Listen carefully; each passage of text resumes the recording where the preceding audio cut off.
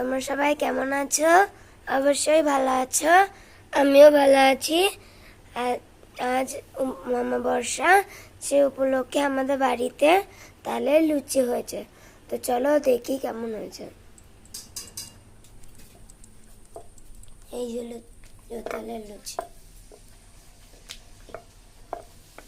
বেলছে, দেখ কত সুন্দর ফুলেছে।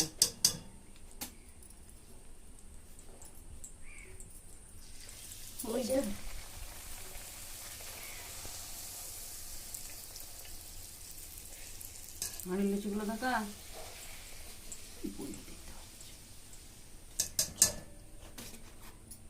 একদম গরম গরম লুচি।